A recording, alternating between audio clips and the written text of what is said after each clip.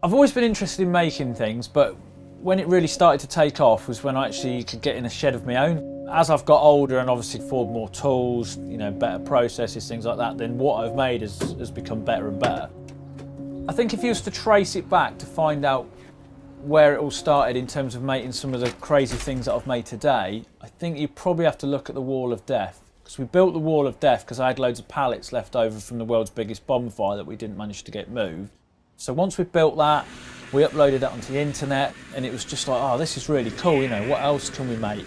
The idea from the jet bike came from, we'd started making pulse jets, and the obvious way to take it forward would be to put a pulse jet on something that moves.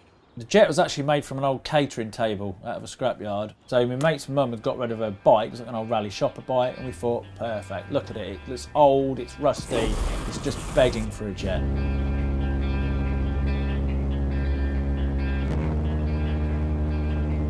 So I've got 5 Guinness World Records, biggest bonfire, longest motorbike, fastest mobility scooter, fastest pram and fastest toilet. The great thing about the Guinness World Records, it can give quite a mundane and stupid task a meaning, because like the world's fastest toilet, for instance, if you said, I want to go faster than 40, 50 mile an hour on a toilet, most people would just think, why do you want to do that? But whereas when you're doing it for a world record, it gives it a meaning, and all of a sudden it becomes like socially acceptable.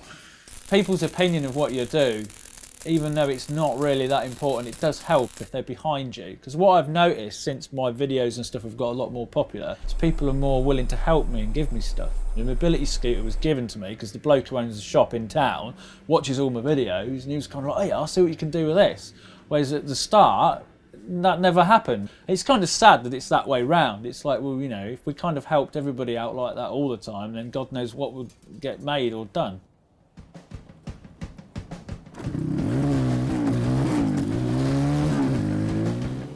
The mobility scooter did 71 mile an hour. They cram in a motorbike engine in there and all the controls, gear shifting and stuff like that. That's where the skill lies, I suppose.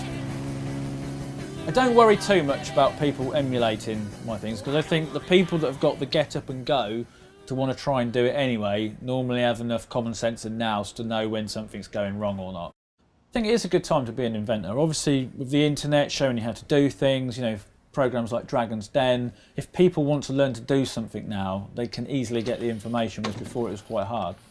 The good thing about what I do now, and similar to what I used to do when I was a BMXer, is there's always a new trick to learn, there's always something you can do bigger and better, and it's the same with this. There's always something else to make, there's always something else to make better.